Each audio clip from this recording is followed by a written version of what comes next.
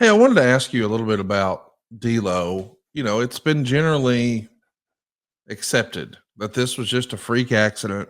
I don't think any of the boys sort of blamed DLo or felt like No, he was dangerous, but I'm not sure if the office felt the same way. And I know that I'm about to confuse real life and some silly creative, but as we see DLo right now on the screen here at grillingjr.com, he was the European champion when this happens.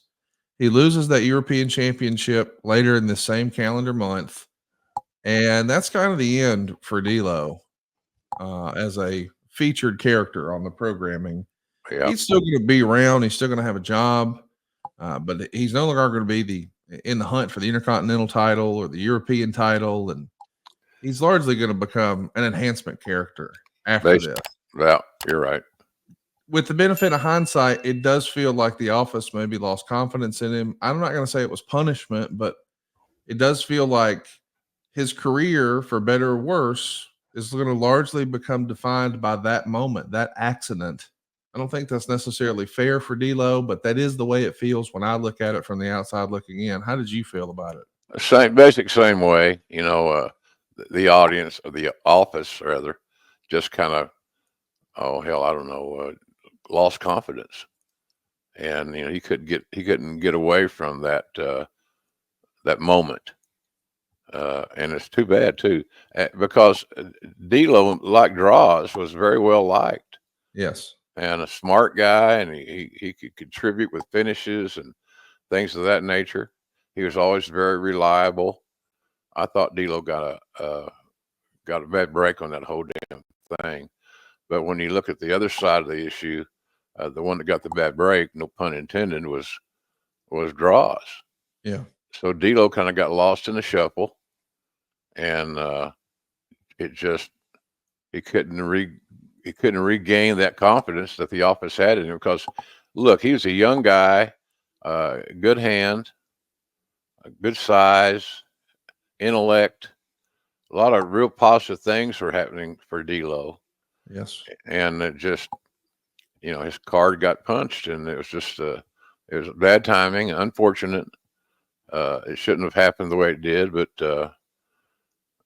sometimes we can't do anything about it. I had many talks with D'Lo about that stuff, and my issue was that you got to get past the guilt. He was struggling with that. Oh yeah, yeah, and it just was the move that did draw us in was not a complicated situation, but it was risky. In hindsight, it was very risky. So it's just a little freaky thing, man. Just a little to the left, a little to the right, and all that good stuff. And it happened. And I just never thought he got a fair shake after that situation. He couldn't get away from the accident. That was going to be his legacy, That and that's not sucks. and that's not the legacy that you want. And I remember I talked to him about that whole deal. You'd ask the question, "Is this fair?" And well, it's not fair, but sometimes life isn't fair, and we got to regroup and go with it. So, but D'Lo's had a decent career. He's been around for a long time.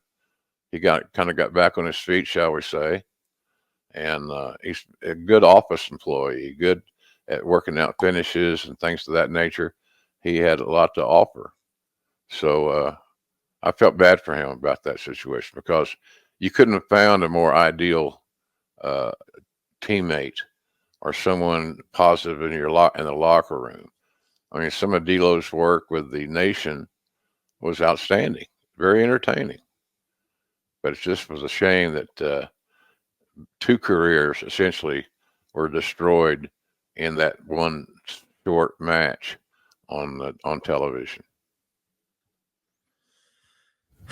It's so wild to think about DLo Brown and how this really defined his career. Because even when I just went to Google him and I typed in DLo Brown, I mean, even on my Google, when I go to type that in and I just type in DLo Brown, I start to get suggestions about draws and about this accident. And it Hmm. was an accident.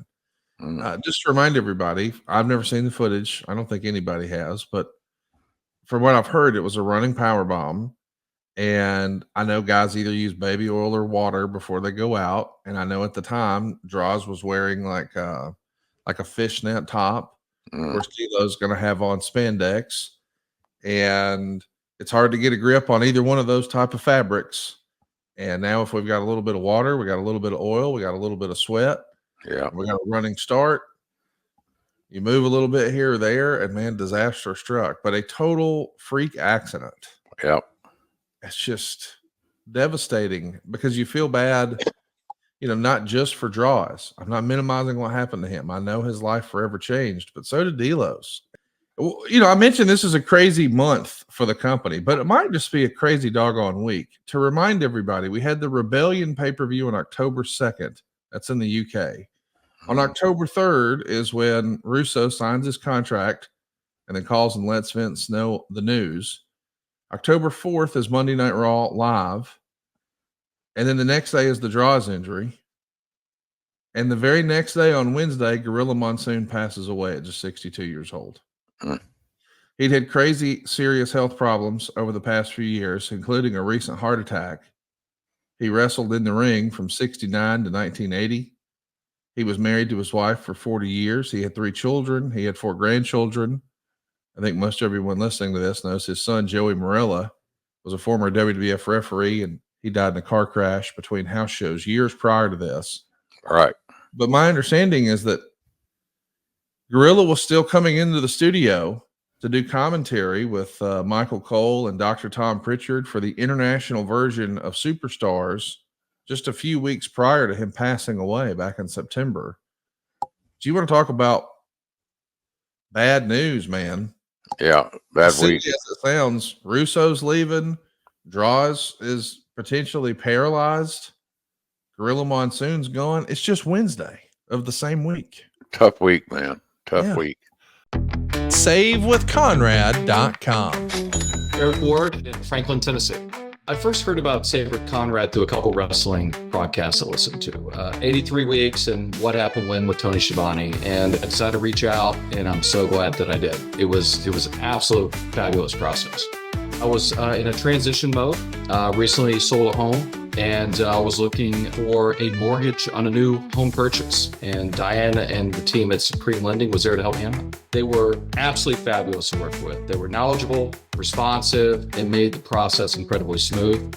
And I'll tell you this, the online portal was an absolute game changer. It provided regular updates at every step, giving me full visibility into where we were at in the process. And on closing day, everything moved so fast that even my real estate agent was shocked. I'm telling you, I couldn't have been happier with the experience and would highly recommend Save with Conrad to anyone looking for a seamless mortgage process. I'm Eric Ward from Franklin, Tennessee, and I got into my dream home with SaveWithConrad.com. NMLS number 2129, Equal Housing Lender. SaveWithConrad.com.